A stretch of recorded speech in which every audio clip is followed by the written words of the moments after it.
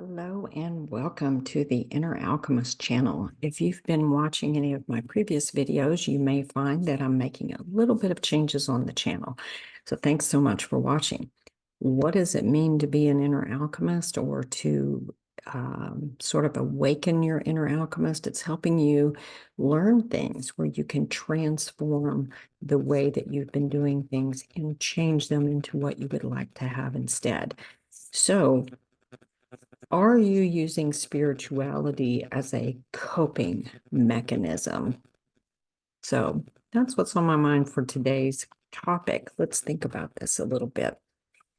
How could you maybe be using spirituality as a coping mechanism? So often we hear of coping mechanisms like, people using drugs, alcohol, meditation, TV, smoking, exercise. There's any a number of things that you can use for a coping mechanism. I actually believe the more you holistically heal, the less you actually need coping mechanisms. What I have found is that coping mechanisms often are something we use to sort of manage. And yet, there are, once you've done a lot more healing, tools actually help you to, it's a different feeling, it's a different vibe than actually coping. Um, Kind of the difference between smooth sailing versus white knuckling, if you can imagine that scenario. I'm going to tell you a little bit about a story when I realized this might have been what I was doing. This is roughly, I don't know, 2016 or so. And I had already gone through spiritual awakening back in 2014. And I was learning to navigate this new world that I was now living. And around late 2016, my husband, who I loved very much, suddenly left me. My world started crashing down. Um, I was living 1,000 miles away from the rest of my family, and I didn't have the financial means to stay where I was, and I didn't have the financial means to get back home. So I ended up having to really sell everything I had.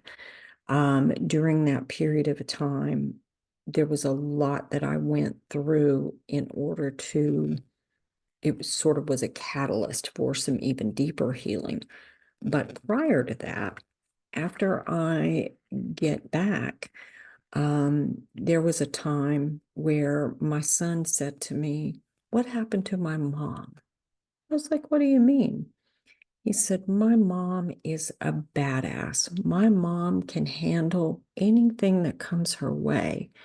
And all of a sudden, you just seem so passive. Like, what happened to your fire, Mom?" Hmm. I didn't know my fire had left. And what I found is that I had gotten deep enough into my spirituality that I was actually doing what's called spiritual bypassing, meaning I was not feeling my feelings. Instead, in the name of spirituality, I was being calm. I was being completely unaffected by what was going around me, what was going on around me. And honestly, I was in pretty deep depression on the inside, pretty deep depression, pretty strong grief on the inside. And spirituality became my coping mechanism.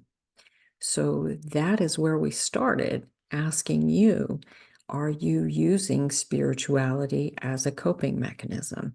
Are you using it to not feel your feelings? Are you using it to keep yourself in a box? Are you using it to stay isolated? Are you using it to should on yourself because you think it ought to look a certain way or be a certain way? Maybe you've gone into um, needed to go into other types of jobs or work. And so you were trying to navigate all those things in the name of spirituality, or maybe it's the thing where you're not thinking you're spiritual enough because you're doing this, this, or this. It's a really tricky sort of thing that I don't know if it's really talked about all that much. Being on a spiritual path, part of what being on a spiritual path means is seeking the truth, getting to the truth of what's going on with you. There are a lot of people who are on spiritual paths who absolutely do not tend to what's going on in the human experience. And they dive into spirituality without taking care of what needs to happen on the human side of things. So is this something you've recognized? Have you seen other people doing this? Are you doing this yourself? It has a lot of trickster energy, which is associated with the coyote, where these things can kind of sneak up on you and you don't realize what's happening. It's happened to me more than once. That's why I thought it might be a great topic to sort of throw out there and see who's watching and see if this resonates with you. So, where are you using spirituality as a coping mechanism? Is it around dealing with family? Is it around dealing with your health, your environment, your relationships? Did I say that? Your money? Where are you using spirituality as a coping skill? You are a divine being. That's a fact, whether you recognize it or not. The very fact that you are here and alive and breathing, you are a divine being. And often what happens is we can forget that our human experience is also divine. Now, it can feel like a full-on shit show. Mine does, as we speak.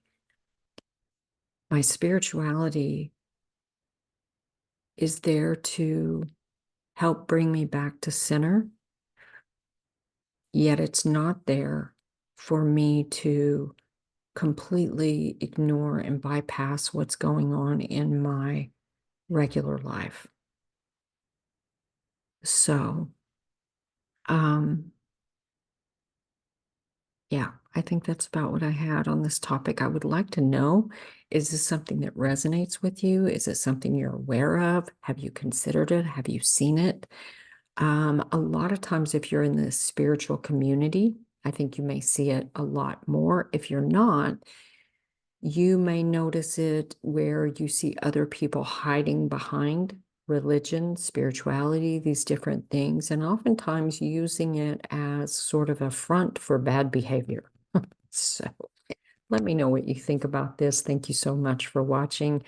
I will put a link in the comments if you are looking for additional help on your journey. There is an offer for a free consultation, and I also have a couple of free gifts for you in the description. Thank you so much for watching.